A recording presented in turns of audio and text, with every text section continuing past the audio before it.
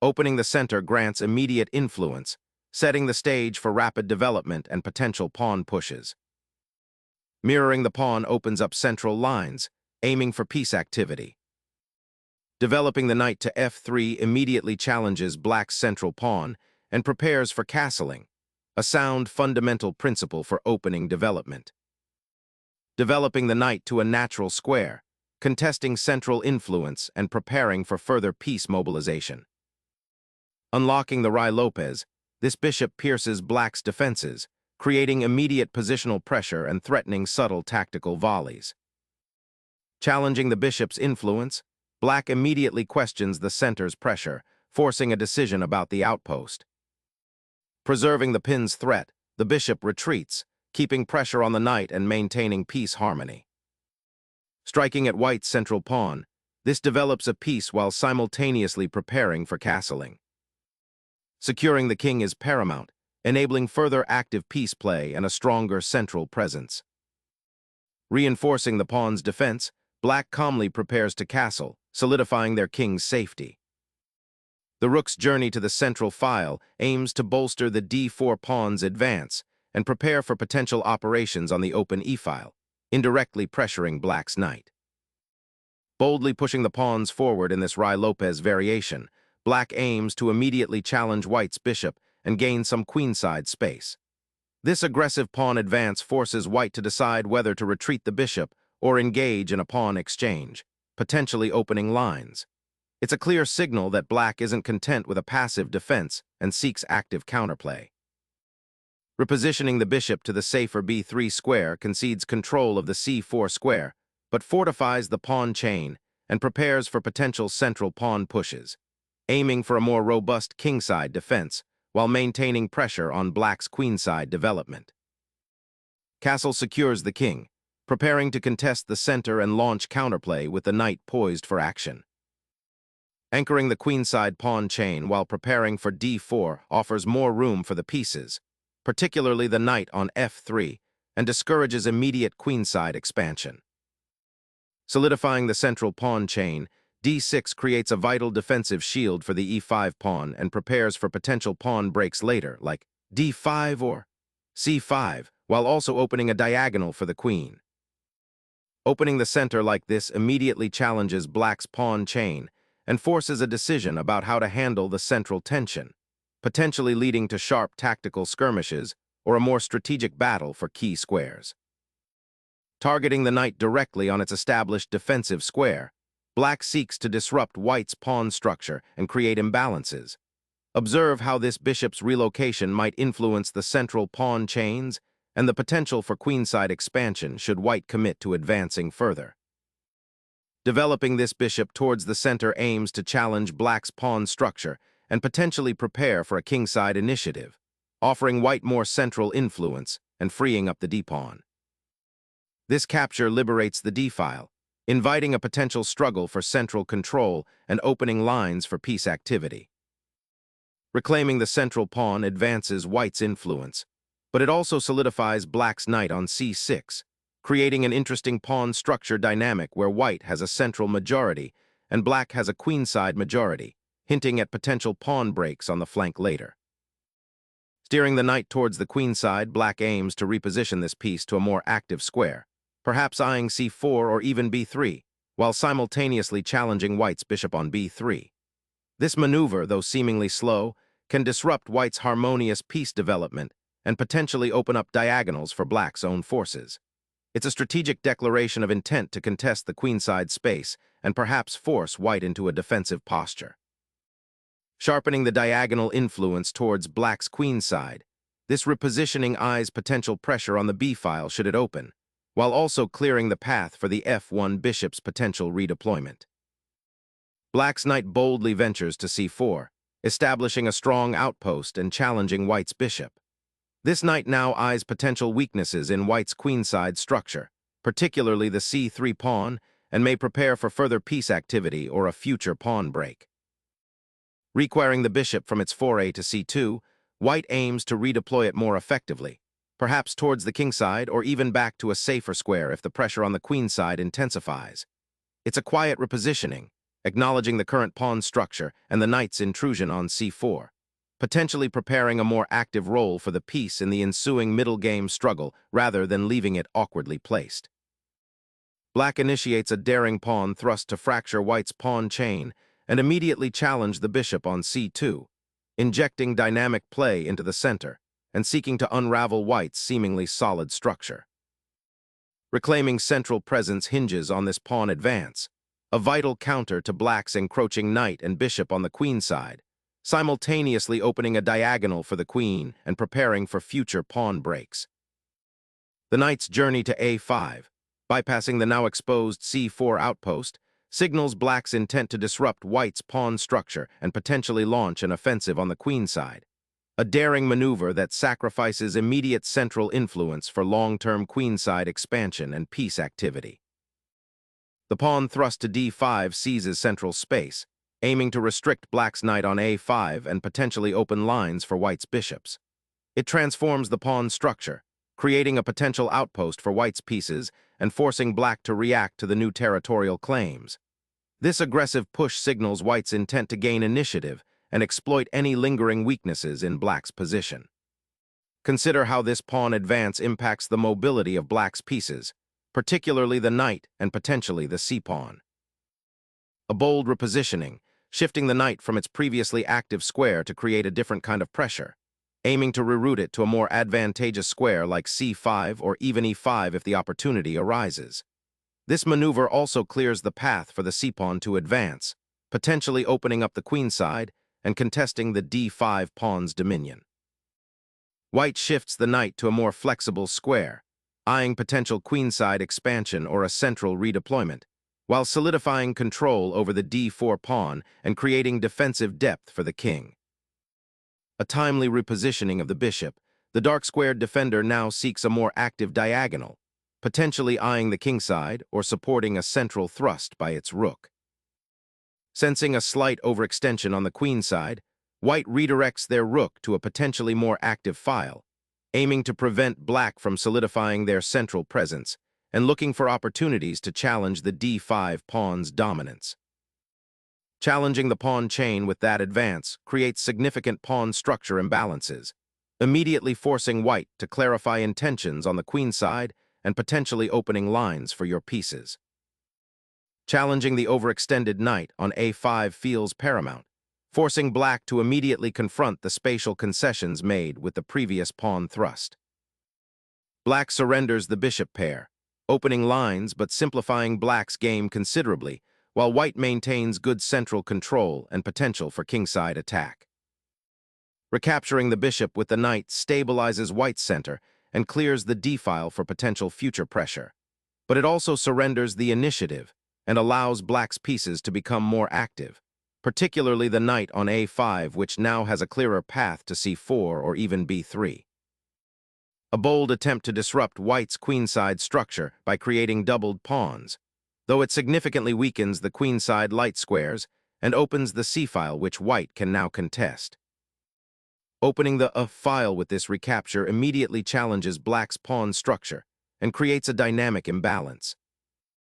A strategic gambit to reclaim lost space, black's queen now eyes the weakened queenside, potentially creating doubled pawns for white after an exchange on b3, and promising a more active role for the queen as a defensive shield against white's centralized forces.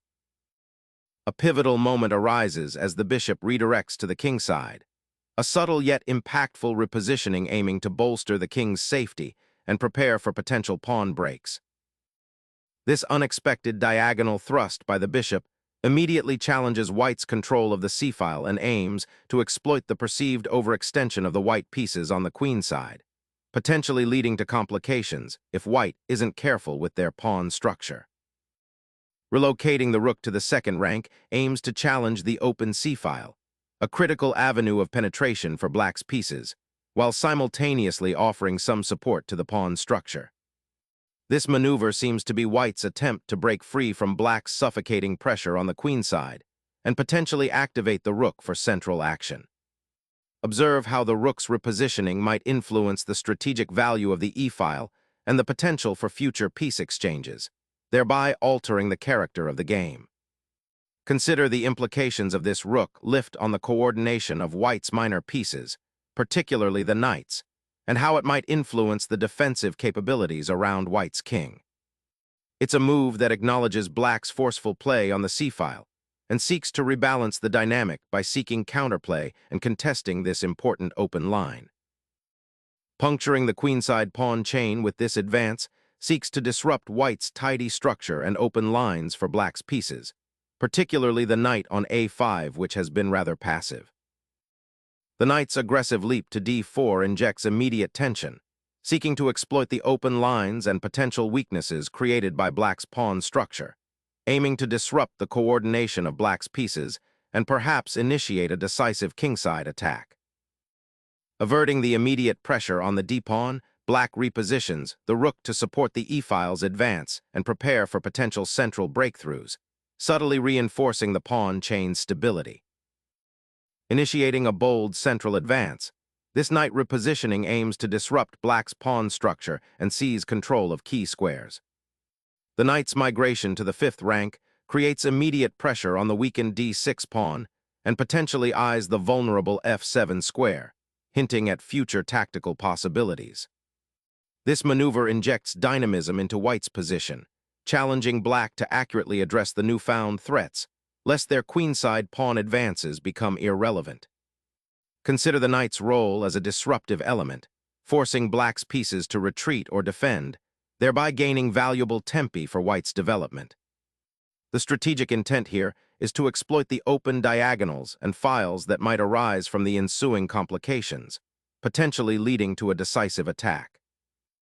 Reclaiming that knight from its seemingly passive outpost on c4 and redeploying it to b7 creates a fascinating positional tug-of-war, particularly as the queenside structure now becomes incredibly porous.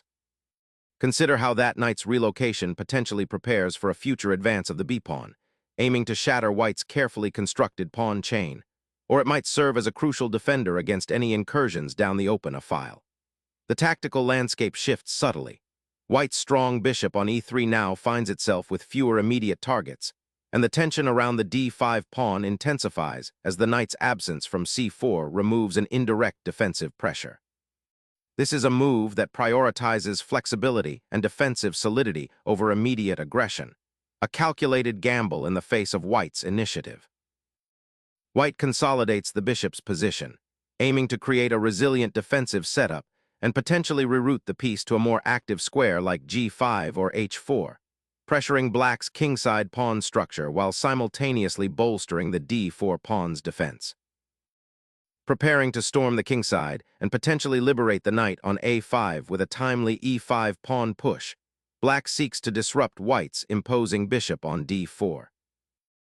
Unleashing a surprising knight fork, white targets the exposed black king and simultaneously threatens to shatter the pawn shield protecting it, forcing a critical defensive decision that will heavily influence the upcoming play. Relocating the monarch away from the immediate vicinity of the attacking knight aims to secure the king's safety, but it might also lead to a passive pawn structure if not carefully managed. Establishing dominance on the c-file, white clears the way for immediate pressure, intending to dismantle black's defense piece by piece. Reclaiming the open c-file with the rook immediately introduces tactical possibilities and reinforces black's queenside presence. Repositioning the bishop from its active outpost to a seemingly passive square might appear counterintuitive, but this allows it to observe and influence the d-file once the rook vacates, potentially setting up a future battery or defending key pawn structures. This maneuver aims to redeploy the queen, shifting it away from potential harassment by the bishop on d3, and seeking active squares where it might exert pressure on white's queenside pawn structure, perhaps targeting the b3 pawn or contributing to an eventual queenside advance.